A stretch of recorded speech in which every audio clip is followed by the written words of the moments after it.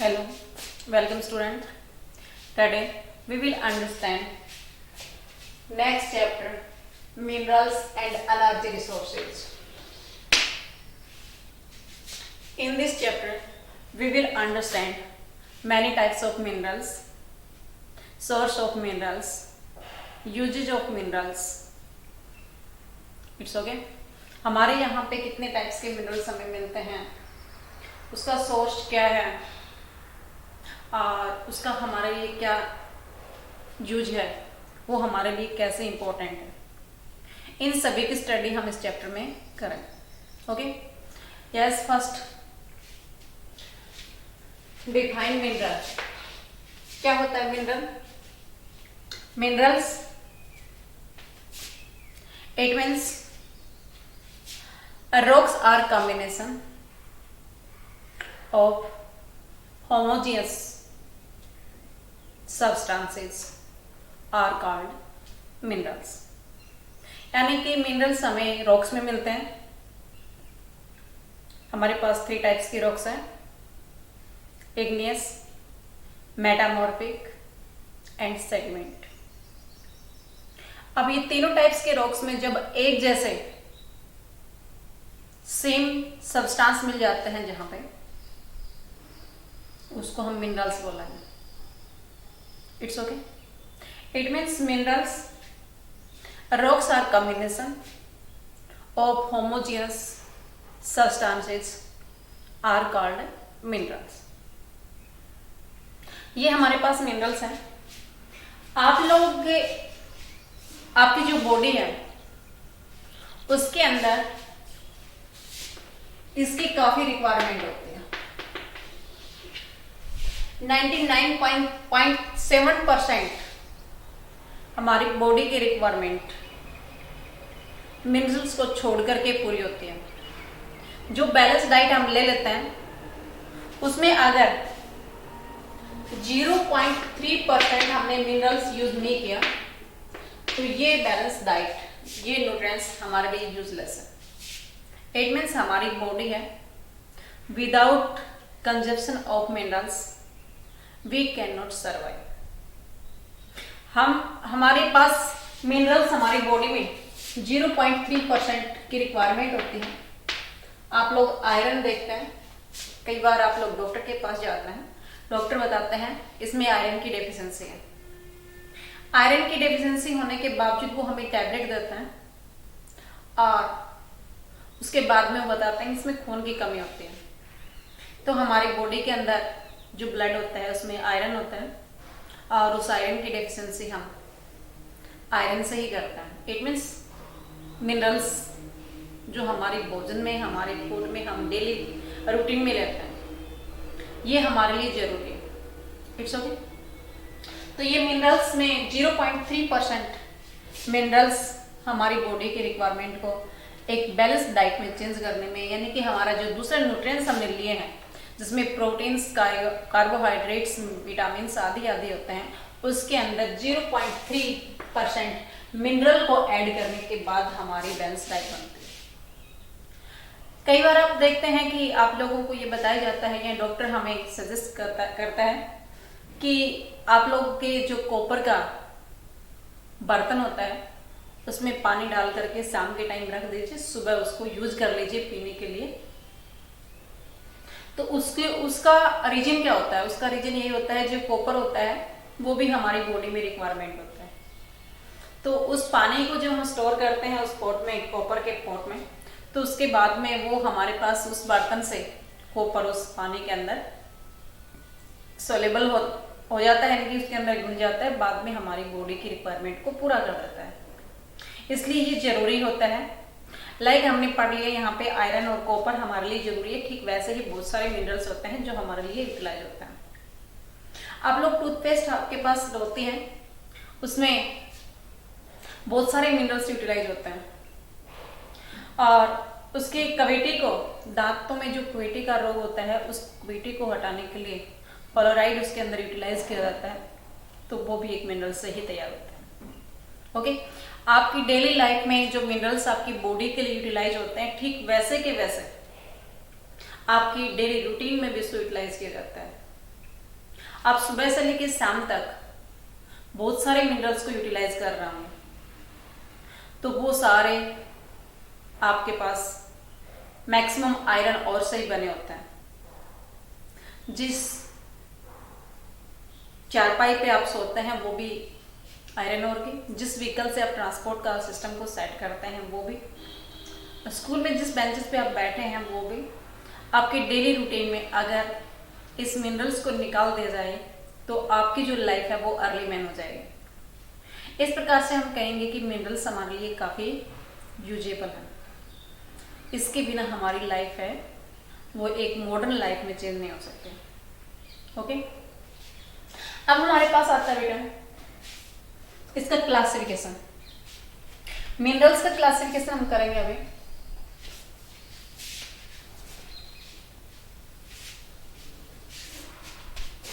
Minerals is divided into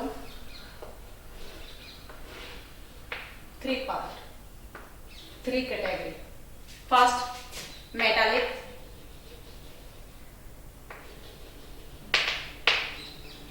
mineral. Second, non-metallic mineral.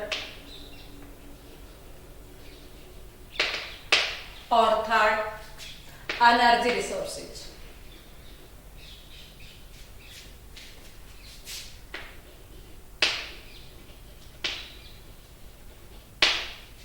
It's okay. Metallic minerals is divided into 2 parts. Ferrous. Second, non-ferrous. 3 part में 3 types में हमारे पास होता है। non-ferrous,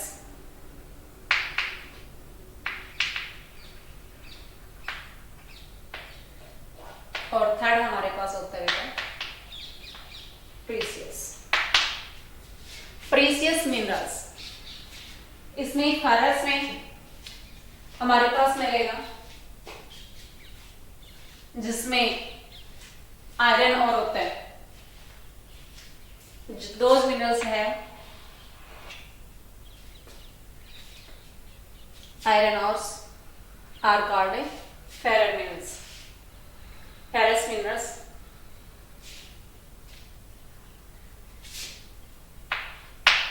like nickel,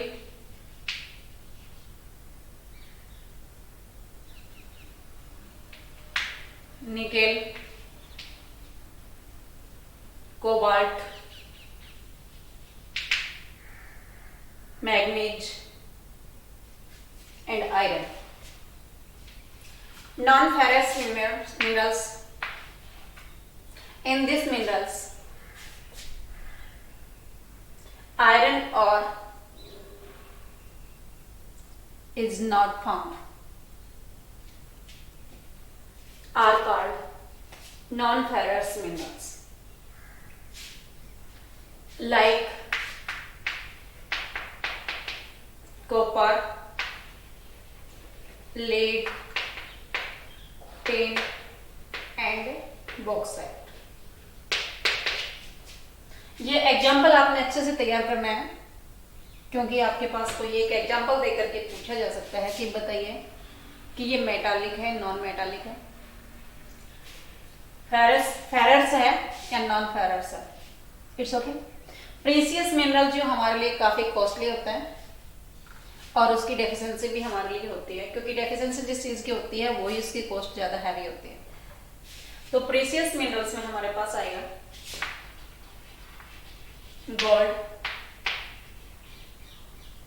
silver and platinum. Okay, ये हमारे पास आ गया बेटा metallic minerals. अब हम पढ़ेंगे non metallic minerals. Non metallic minerals हैं those minerals has not metal, जिसके अंदर मेटल नहीं होते हैं वो नॉन मेटालिक मिनरल्स होते हैं। लाइक salt, potash, limestone,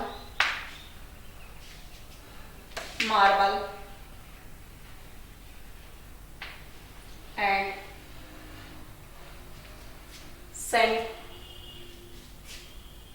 दूसरी हमारे पास सैंडस्टोन होते हैं दूसरे टाइप्स के, लाइमस्टोन भी हो गया, मार्बल भी एक स्टोन है, और दूसरे हमारे पास दूसरी टाइप के जो स्टोन होते हैं वो सारे नॉन मेटालिक मिनरल्स में आता है। ओके, नेक्स्ट पॉइंट पे हमारे पास आता है बेटा energy resources. Those resources provides us energy, those minerals provides us energy are called energy resources like coal, petroleum और नेचुरल गैस।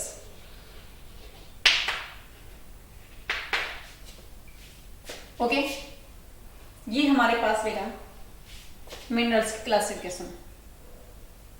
अब हम पढ़ेंगे where is found mineral,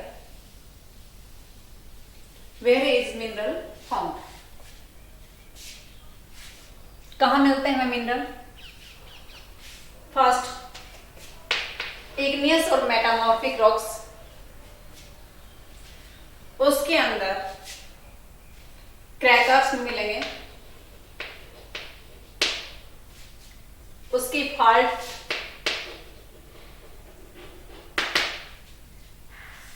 and joint,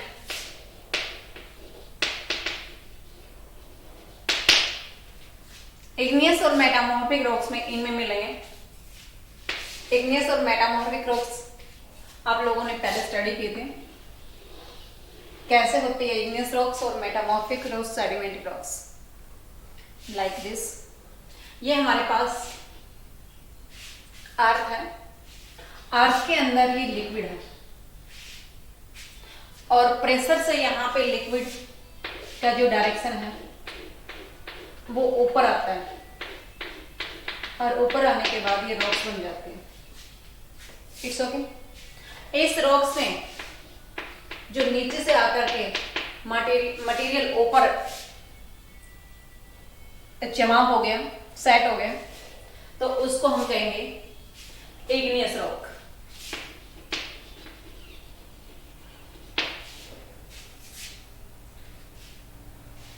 अब इसके कुछ टाइम के बाद में सनलाइट से यानी कि टेम्परेचर से, रेनफॉल, जो भी हमारे पास जिस भी सिस्टम से, विंड से, इसकी जब शेप चेंज हो जाती है तो यही मिनरल्स, यही रॉक्स हमारे मेटामॉर्फिक रॉक्स में चेंज हो जाते हैं।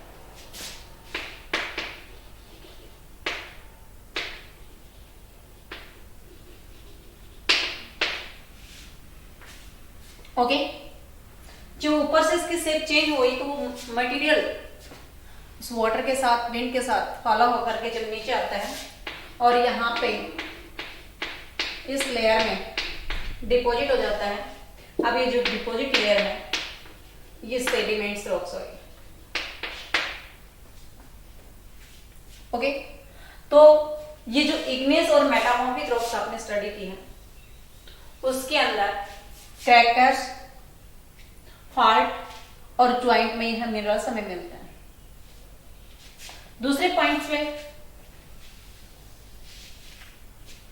सेडिमेंट्री रॉक्स में मिलेंगे, लेकिन सेडिमेंट्री रॉक्स में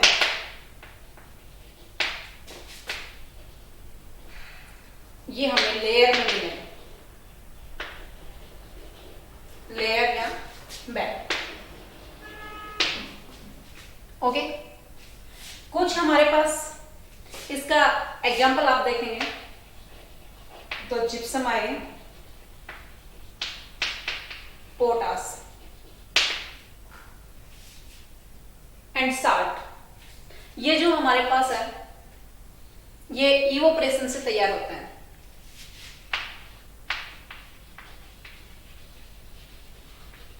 इट मीन्स साल्ट का आप एग्जांपल लेंगे तो साल्ट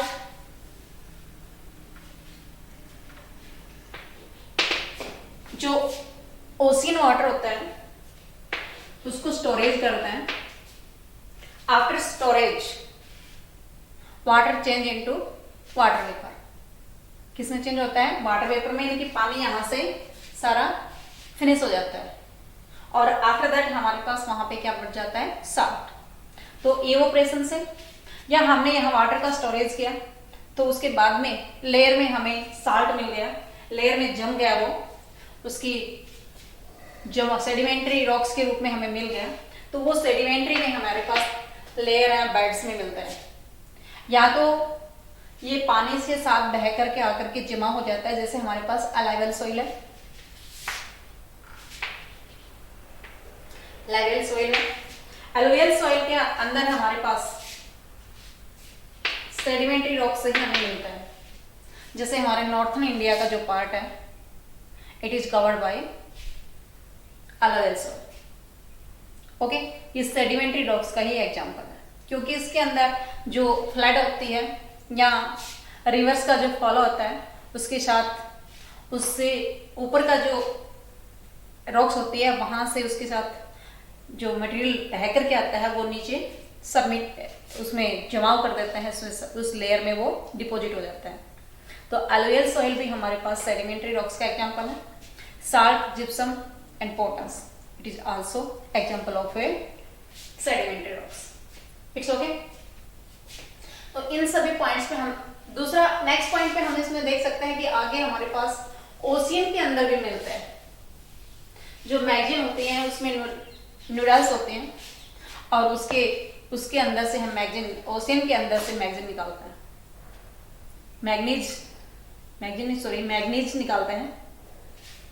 तो वहां से भी ओशियन से, सेडिमेंट्री रॉक से, इवोपरेशन से और इग्नियस मेटामॉर्फिक रॉक्स के जॉइंट फॉल्ट क्रैकर्स वेंस उनकी बेड्स में, इट मीन्स लेयर में, उन सभी में हमें मिनरल्स मिलते हैं। ओके, अब हम पढ़ेंगे बेटा फेरस मिनरल्स।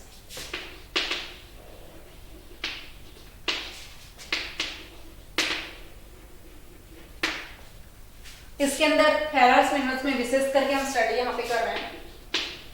सबसे पहले आयरन और के करें। हमारे इंडिया में आयरन और काफी मात्रा में मिलता है।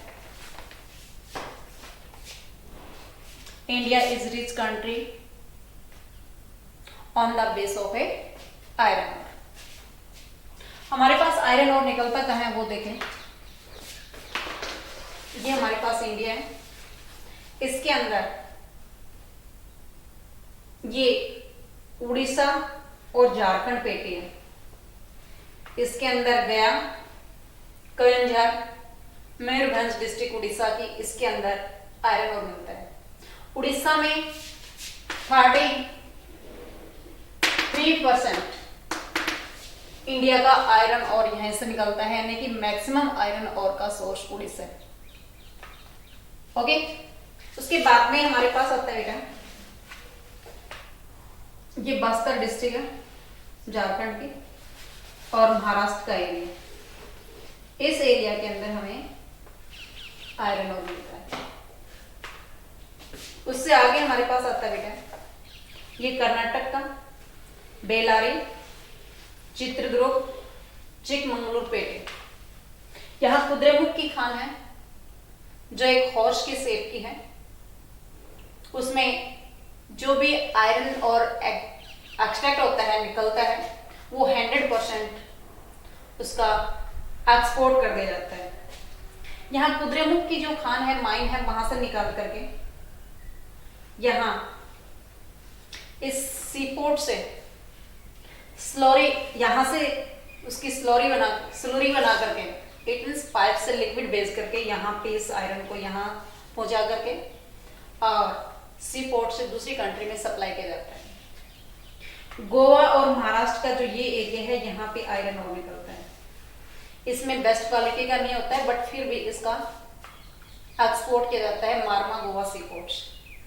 ये इंडिया के अंदर आयरन और की माइन मिलती है, यानी कि एरिया है जहां सबसे ज्यादा आयरन होता है, यानी कि Deccan प्लेटू is covered by this minerals. It means iron और मैक्सिमम, या दूसरे हमारे पास जितने भी ज्यादा मिनरल्स हम देखेंगे तो मैक्सिमम डक्कन प्लेटू में मिलता है। It's okay. आयरन और के अंदर मैग्नेटाइट बेस्ट क्वालिटी का आयरन और होता है, यानी कि इसमें इसकी जो टाइप्स होती हैं उसमें मैग्नेटाइट सबसे बेस्ट क्वालिटी का होता है। इसमें 70% आयरन मिलता है। इससे आगे की स्टडी नेक्स्ट वीडियो में करेंगे। It's okay.